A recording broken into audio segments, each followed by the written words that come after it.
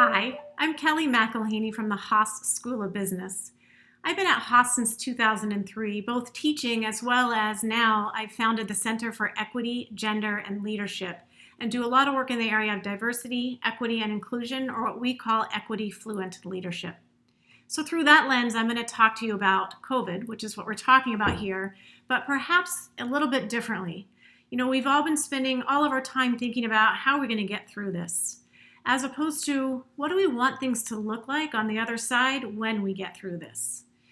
So I'm going to start with a story. When this all happened, I was like most all of us, worried about my family first, safety, getting my girls home from college.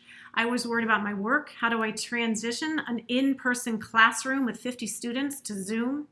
And just so much going on that it was hard to take in what was happening in the outside world or all the headlines. But I did remember seeing a headline when Tom Hanks contracted the virus and his wife as well that said, "COVID does not discriminate." And I remember being deeply disturbed, but not spending enough time to think about why that didn't sit well with me. Especially in my world, where pretty much everything discriminates. Pretty much inequity is baked in deeply. So then I read in social media. I spend a little bit more time in social media right now than I should be. Maybe some of you know what I'm talking about. But I read the following quote, and I have to just tell you, I'm going to read it to you. When I read this, it gave me chills. It really rocked me to my core and led me down the path that I'm going to talk to you about. The quote is by a woman named Sonia Renee Taylor. She's an African-American poet, spoken word artist, and feminist. And here's what she says. "We will not go back to normal. Normal never was. Our pre-corona existence was not normal, other than that we normalized greed, inequity, exhaustion, depletion, extraction, disconnection, confusion, rage, hoarding, hate, and lack. We should not long to return, my friends. We are being given the opportunity to stitch a new garment, one that fits all of humanity and nature." Stitching the new garment is what caused me to stop and think, how can I be a part of that? I definitely want to be a part of that. So what I'm going to talk to you about today is, number one, just to increase your awareness of the impact of COVID-19 on marginalized, disenfranchised populations. I just want to make sure we're all very aware of how bad that looks right now statistically. So I'm going to be reading some data points. I want to try to emphasize some good news because I think we're only reading bad news all day, every day. And then I want to throw out some challenges. So let's start first with the impact of corona on women. You can just even take it from a personal protection equipment perspective. That equipment was designed to fit a male body. So it doesn't make a lot of sense to me if you look at the data. We have 75% of healthcare workers are women out there on the front line being exposed to the virus every day. 85% of healthcare support workers are women. So these are people who are in significantly disproportionate numbers being put out there with protective equipment that wasn't fit for their body. We can look at job losses. So the report from April was that we have lost 25.5 million jobs. Nearly 58% of those jobs have been lost by women. The word now is she-cession. Is this going to be the first she-cession where women lose more jobs than men, which is unlike our past recessions? And if you look at those numbers, for white women, 15% of white women are unemployed right now. We have to talk about it in terms of race. 16.5% of African American women are unemployed, and over 20% of Latina women are unemployed right now. We can just talk about the double shift. Working when you have children as a full-time mom, they've called it the double shift. Zooming while you have children as a full-time mom, you can think of it as the double shift.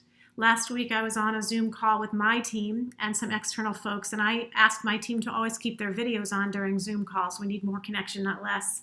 And one of my female employees who has a 4-year-old and a 6-year-old at home turned her video off twice during the call, just very quickly, and I couldn't quite see what was going on. I noticed it because it's not like her. Came back, spoke her parts, read through what she was supposed to be doing at the meeting, didn't miss a beat. The call ends, she texted me and she said, what you didn't see during that call was that first, my 4-year-old opened the front door and started walking down the street. Second, after I got her back, a bird had entered the house when I left the door open to get her, and there was a bird flying around my living room. So if that doesn't show the double shift of what's happening with women, consequently, 15% of women surveyed are thinking about quitting. Here's what happens when women quit and try to get back in. It's called the motherhood penalty because for the most part, it's women who quit because of children. When a mom quits the workforce and tries to get back in, on average, her salary is 7% lower. So in other words, we give up salary over the course of our life for opting out. Men don't have that penalty. They can opt out and get back in and continue on their pay trajectory. So the pay gap's only going to get worse, and it's a highly intractable problem as it is before COVID. That's the impact on women, but let's talk to something that is much more, in my mind, egregious and unconscionable. The impact of COVID on African American lives in the United States. In the state of Louisiana, Black people make up 32% of the population. When you look at COVID deaths in Louisiana, 70% of the deaths are Black individuals. In Chicago, 72% of the deaths are Black individuals, when the general population is only 30% Black in Chicago. In Milwaukee, over half of the deaths are Black individuals, when 6% of the population is Black. So life or death, I could just stop there in terms of sick people, sick systems. These numbers, by the way, are likely underreported because healthcare statistics in the United States aren't required to be disaggregated by race and ethnicity. So it stands to chance that these are highly underreported. 25% of the African American population has been laid off. That compares to 11% of the white population. 61% of the Black population has experienced some type of economic loss, whether it's reduction in hours, reduced number of shifts, reduction of pay. A lot of reasons for why this is happening, all linked back to sick systems. Sick systems equals sick people. We can look at the Latinx population. The numbers look almost as bad as Black population, just a little less bad, but still significantly worse than how COVID is having an impact on the white population. State of Utah, 36% of the deaths are Latinx, whereas Latinx makes up only 14% of the Utah population. Oregon, 26% of the deaths are Latinx, whereas 13% of the general population is Latinx. And in New Jersey, 29%, almost 30% of the deaths are Latinx individuals when they make up only 19% of the population. 61% of Latinx individuals have either themselves or somebody in their household experienced job loss. The other challenge with both Black and Latinx jobs is that these are the jobs, unlike mine, where I'm able to have a beautiful spread of technology and work from home.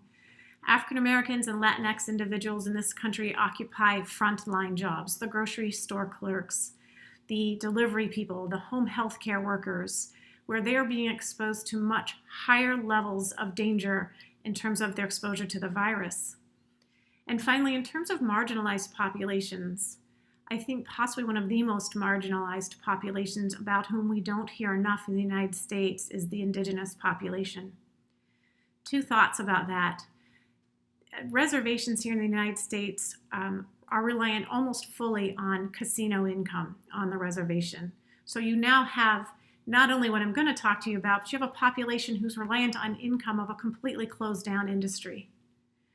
13% of Native American homes in the United States lack safe water and safe wastewater disposal. 13%. So we're telling people to wash their hands constantly, and 13% of the homes of Native Americans in the United States can't wash their hands with clean water. That 13% of Native American homes is in comparison to fewer than 1% of the homes in the United States have this lack of clean water. So that's a part of the population that we need to focus on much more. Now, I don't want to leave you depressed. Those statistics should rock you to your core, but there are things that are going on out there that we have some control over in terms of being corporate leaders. And if you're watching this talk, I imagine you have some control or some degree of power. So let's first look at diversity, equity, and inclusion inside of companies. This is the population with whom I work and do my executive education and consulting work and teaching in terms of in Haas. Layoff lists are a diversity decimator. the number of times I have heard corporate leaders say, our layoffs are colorblind. They are not. Just as the coronavirus does discriminate, layoff lists discriminate as well. During our last huge job loss recession, companies lost from 19 to 22% of their employees laid off. That loss were diverse individuals. Because we focus layoff lists on tenure or role, and we know that women and people of color occupy lower roles inside of companies. They manage smaller teams. So those are the types of roles, and are often women and people of color are last in a company. So if you're just laying people off based on tenure and position, you're going to decimate your diversity. Why don't we lay people off based on the person? So how about people-oriented layoff lists? How about looking at a big wall full of human faces of who you're planning to lay off and take a look at it that way? Companies are putting together fantastic corporate reintegration teams, corporate recovery teams. You have to have your diverse population sitting on that team, because I just went through the statistics that show you of how diverse individuals are experiencing COVID much more difficultly, life or death, than our white individuals. Back to diversity, equity, inclusion, that often gets linked to corporate purpose. People need purpose now more than ever. This is not the time to cut back on your purpose, on your corporate social responsibility. One of our colleagues here at Haas, Ross Levine, was looking in his work around what makes share prices resilient during this sort of thing. So he's looking right now at what companies have the most resilient share prices. And he found that companies who scored high before this global pandemic on corporate social responsibility have had a 20% less drop, a lower drop, than companies who weren't focused on purpose, on diversity, equity, inclusion, on the environment. So now's not the time to cut back on all of those things that we seem to think are nice to do. These are things that are need to do. So before I give you some challenges, let's look at some good news out there.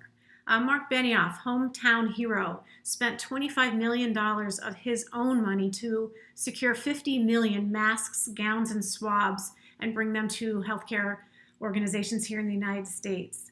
His company, Salesforce.com, is putting together some software to really get at what I was talking about earlier, people analytics. How are we actually counting all people, not just that aggregation of lumping everybody into the same statistic? They've also produced Work.com, which is a guide for companies to return to work safely and how best to do it. Airbnb in the news. They've laid off 25% of their workforce as of last week. But they've done it in ways that feel a little differently to me. So let me read to you. In their layoffs, every ex-US employee will receive a generous severance of 14 weeks' pay, plus an additional week for every year they've been at the company. It's a bit more than most companies are doing. Every departing US employee, even if they've been there for less than a year, will get equity in the company. The company will cover COBRA costs for 12 months once the person is laid off. That's a significant cost right there to save from the employee. The internal recruiting team at Airbnb is being refocused now to help their laid off employees secure new jobs. And finally, every employee is allowed to keep their laptop. Pretty difficult to look for a new job if you don't have a laptop. Levi has doubled down on their foundation giving, not cut back their foundation giving, but doubled it, specifically to organizations who are working with these marginalized populations that I just talked to you about. So for example, doubling their money, their grant to the Chinese for Affirmative Action organization. We know the disproportionate amount of harassment, bias, and even violence that's occurring with individuals from Asian backgrounds here in the United States. Giving to Women Human Rights Fund. They didn't talk about the impact and the severe increase of domestic violence and how that is so negatively impacting women and children. Levi just announced this week that they are giving sick pay, extending it now to hourly workers as well as part-time workers, so that if they are sick or somebody in their family is sick, they don't have to choose between a paycheck and health. That's not just going to be around during COVID, that's going to be extended when we get through all this. So that's more of a systems change. That's the sort of change I'm looking at right now to try to see what we can do more of. Facebook, they have a $100 million cash and loan program to small businesses. I'll talk in a moment about the impact of COVID on women and people of color owned businesses. Unilever, the maker of Lifebuoy soap, running huge ad campaigns in India, giving away their product for free, and really using their brand power to reinforce the hand washing message in India, but not even promoting their own product, just wash your hands. So we see some good news. Bank of America, they've already forgiven $1 million or allowed deferral of $1 million worth of payments, and they have increased their minimum wage. So these are long-term solutions. What are the big ideas? How are we going to get through this and build an equitable recovery? How are we going to take this great reveal that the pandemic has given us, and how are we going to make this an equitable recovery? How are we going to make 2020 hindsight? What are the big ideas that are out there? I've talked about a few of them. I think small businesses, the fact that 90% of women and people of color owned small businesses, 90% were shut out of the Paycheck Protection Plan. Why? Because they didn't have a relationship, a pre-existing relationship with authorized banks. How are we going to do that? Even before COVID, if you looked at the SBA numbers, Small Business Association loans went to 50% white-owned businesses, 7% Hispanic-owned businesses, and 3% Black-owned businesses. We've got to really focus on what we're going to do around small businesses. So hopefully I've increased your awareness, given you some good news of what companies are doing out there. And certainly if your company's doing something great that is towards systems change, let me know so I can talk about you. But I want to close with some challenges. This is going to go down in the history books till the end of time. And there are going to be heroes and villains. We already see the heroes in the frontline workers in our healthcare system. But here's what's going to be different.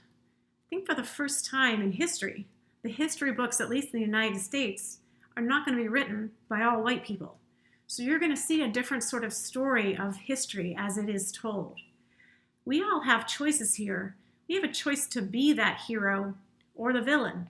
So think back to when you were a child. I grew up wanting to be this hero. I wanted to be Wonder Woman. It didn't work out, became a professor instead, but it has kept me up at night thinking, it might sound silly, what would Wonder Woman do? But is this my chance to actually use my platform, my talent, my role, my resources, and my privilege to create an equitable recovery? And my challenge to you is, do you want to be a hero or do you want to be a villain? And what hero do you want to be? Because there's never, ever been a time, at least in 100 years, that we have had more of an opportunity to be a hero. So I hope you're all healthy and safe out there, and thanks so much for listening.